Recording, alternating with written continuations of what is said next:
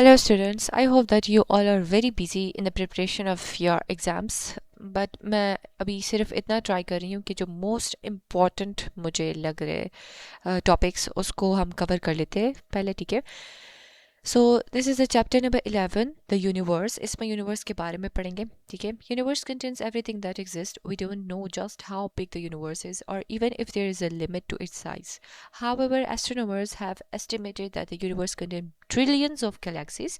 Planet Earth is just a tiny part of the universe located in a galaxy called the Milky Way.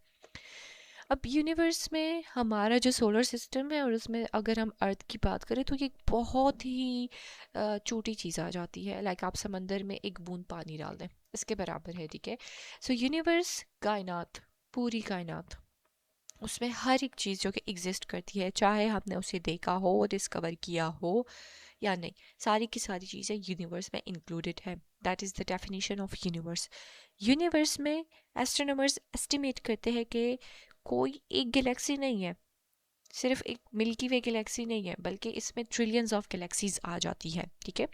Galaxies contains billions of stars. Astronomers once thought that the Milky Way was the only galaxy. Today, however, we know that our galaxy is only one of many scattered throughout the universe. अब पहले ये सिर्फ सोचा जाता था कि हमारी जो गैलेक्सी है that is the only existing Galaxy, but इस तरह नहीं है, ठीक है। मल्टीवर्स, ये सारी की सारी चीज़ें इसमें आ जाती है, हमें ट्रिलियंस ऑफ गैलेक्सीज मिलेगी। और अगर हम सिर्फ गैलेक्सीज की बात करें तो उसमें आपको बिलियंस ऑफ स्टार्स नज़र आएंगे। तो ये थोड़ी बहुत इंट्रोडक्शन है जो कि आपको यूनिवर्स के बारे में बता दी गई है। अब हम आ जाते हैं गैलेक्सीज की तरफ, that what actually a Galaxy is. A Galaxy is a huge collection of dust, gases, dark matter and millions of star. ये पीछे भी पढ़ चुके हैं, यहाँ पर इन्होंने इंक्लूड करा दिया है डार्क मैटर। इन सबको मिला के आपके पास बनती है एक गैलेक्सी, जिसको होल्ड किया हुआ होता है ग्रेविटी ने। This gravitational force is thought to come from the supermassive black holes at the center of the galaxy. For example, this is milky Way Galaxy और जो सेंटर पे आपको नज़र आ रहा है ये ब्लैक होल है। तो एक पूरी गैलेक्सी में जो आपके पास इतने सारे स्टार्स होते हैं, उनको होल्ड किसने किया होता है? वो होता है इस जो मिड में आपके पास ब्लैक होल होता है, उसके ग्रेविटेशनल पुल ने इनको क्या किया होता है? पुल किया होता है। In our galaxy, the Milky Way, the sun is Milky Way. The sun is one of about 400 billion stars that orbit around a huge black hole called Sagittarius A. या A स्टार भी आप बोल सकते हो। Sagittarius A is as massive as 4 million sun. मतलब ये है कि हमारी जो मिल्की वे गैलेक्सी है ना, उसमें सन की तरह 400 बिलियन स्टार्स और भी हैं। आप लोगों को पता है that sun is not a planet, it is a star. तो सन की तरह 400 बिलियन स्टार्स और भी प्रेजेंट है इन आवर गैलेक्सी। एंड अगर हमें एक ब्लैक होल बनाना हो, जैसे कि ए स्टार या सेक्रेटेरियस ए हमारे मिल्की वे गैलेक्सी में एक ब्लैक होल प्रेजेंट है, उसको बनाने के लिए हमें ज़रूरत होगी 4 मिलियन सन्स की। ये आपने ये नंबर याद रखना है। Galaxies are very far apart. The nearest galaxy to the Milky Way is called as Andromeda. जो पड़ोसी गैलेक्सी है एंड्रोमेडा है, which is about 2.5 million light years away.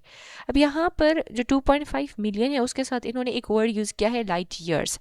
अब यहाँ अर्थ पर जो हम kilometres, KG, metre, centimetre, metre, ये सिस्टम इंटरनेशनल जितने भी यूनिट्स है इसको यूज़ करते हैं, so that units are not applicable for the measurement in space.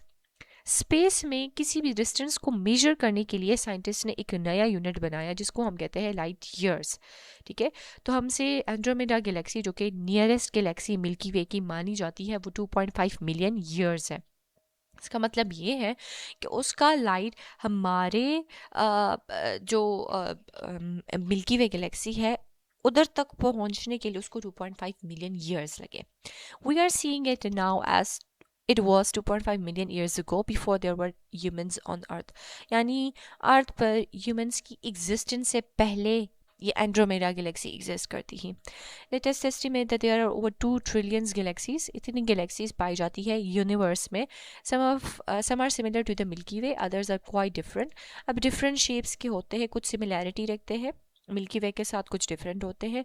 अब गैलेक्सी को एक एक करके पढ़ना ये एक ह्यूमन बीइंग के लिए उसके पूरे लाइफ टाइम में इम्पॉसिबल बात है, ठीक है। तो इन्होंने क्या किया कि जिनके शेप सेम सेम होते हैं, ठीक है, उसके बेस पर इन्होंने बनाए 3 कैटेगरीज, यानी आपको डिफरेंट टाइप्स मिलेंगे गैलेक्सी के। मेनली है 3, spiral galaxy, elliptical galaxy, irregular galaxy. इन टाइप्स में उनके नेम्स हो सकते हैं। फॉर एग्जांपल अगर हम अपनी गैलेक्सी की बात करें तो उसकी शेप आती है स्पाइरल गैलेक्सीज में और उसका नेम क्या है, मिल्की वे गैलेक्सी है। ओके, स्पाइरल गैलेक्सी को देख लेते हैं। It has a distinct whirl shape with a flat bulge at the center with spiral arms around it. आपको दरमियान में एक बल्ज सा नज़र आएगा, ठीक है। एंड बल्ज कहते हैं उभरी हुई जगह, तो एक बल्ज नज़र आएगा और इसकी एक व्हर्ल शेप होती है, जैसे कि वो यो आता था हमारे पास, स्पिनर्स होते थे, इस तरह के आर्म्स इनके, ये व्हर्ल टाइप शेप होती है, अगर आपको नज़र आ रहे हैं, ठीक है। The bulge has a large concentration of older stars and a black hole. यहाँ मिड में इसकी बात हो रही है, मिड में आपको ओल्डर स्टार्स नजर आएंगे और ब्लैक होल होगा। The arms of the spiral have more gas and dust and are where new stars are made. Arms में ज़्यादातर क्या होता है, गैस होता है और डस्ट पार्टिकल्स होते हैं, इसी वजह से ये ज़्यादातर क्या करते हैं, यहाँ पर न्यू स्टार्स की फॉर्मेशन होती है। The large numbers of new stars make spiral galaxies easy to spot, the Milky Way is a spiral galaxy. अब आप अगर देखेंगे स्पाइरल गैलेक्सीज को तो वो इजीली स्पॉट कर सकते हैं। वाई? बिकॉज इसमें गैस डस्ट पार्टिकल्स की अमाउंट ज़्यादा होती है, जिसकी वजह से न्यू स्टार्स की फॉर्मेशन होती रहती है and we can easily spot the spiral galaxies. और इसमें हमारी गैलेक्सी की एग्जांपल भी है, that is known as a Milky Way Galaxy.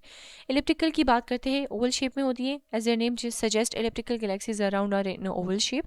Like spiral galaxies, elliptical galaxies have a bulge, इसका भी बल्ज होता है but they don't have a flat disc of stars, इसमें डिस्क ऑफ स्टार्स नहीं होता। क्यों? Elliptical galaxies have large amount of dark matter but less gas and dust.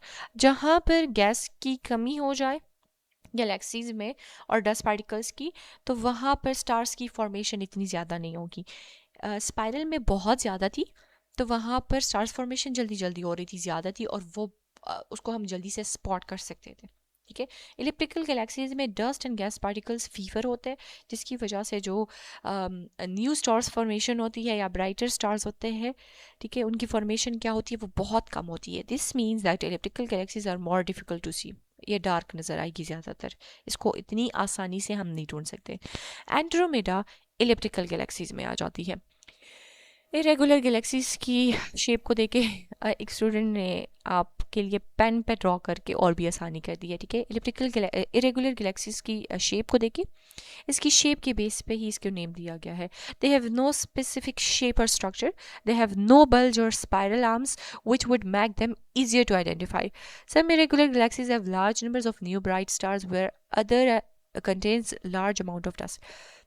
अब irregular galaxies में कुछ में आपको ब्राइटर स्टार्स नजर आएंगे और कुछ में आपको ज़्यादा अमाउंट में डस्ट नजर आएगी, ठीक है। Scientist think that the many different shapes of irregular galaxies are probably the result of interaction and collision with other galaxies. अब इन बेचारों की टक्कर हो गई दूसरे गैलेक्सीज के साथ, इसकी वजह से इनकी शेप क्या हो गई, बिगड़ गई, ये साइंटिस्ट सोचते हैं ऐसा, ठीक है। सो ये टाइप्स है गैलेक्सीज की, इसमें से शेप देख के आपसे पूछ सकते हैं या फिर डेफिनेशंस भी आ सकती है। क्लस्टर्स एंड सुपर क्लस्टर्स की एग्जांपल ले लेते हैं। फॉर एग्जांपल आपकी क्लास में है 23 स्टूडेंट्स, तो ये एक क्लस्टर ले लेते हैं। लेकिन अगर मैं सारे स्कूल के स्टूडेंट्स को बाहर ग्राउंड में इकट्ठा कर दूं और उनको कहूँ कि आप सब खड़े हो जाए, ग्रुप बनाए, so we will call that as a super clusters. तो सिंपल बात यह है कि क्लस्टर्स में आपको कम गैलेक्सीज मिलेंगी, मिनिमम यहाँ पर मिनिमम टू मैक्सिमम 40 गैलेक्सीज की बात हो रही है, ठीक है। मिल्की वे एंड एंड्रोमेडा जो कि एक स्मॉल क्लस्टर में आपको मिलेगी, जिसमें मिनिमम टू मैक्सिमम 40 गैलेक्सीज है। और जो सुपर क्लस्टर्स होती है, the name indicate super cluster में लार्ज कलेक्शन होगा, ठीक है, उसमें ज़्यादा गैलेक्सीज होगी और इसमें थाउजेंड्स में भी आपको मिल सकती है, ठीक है। तो वो सुपर क्लस्टर्स की बात आ जाती है। तो क्लस्टर्स एंड सुपर क्लस्टर का ये डिफरेंस था।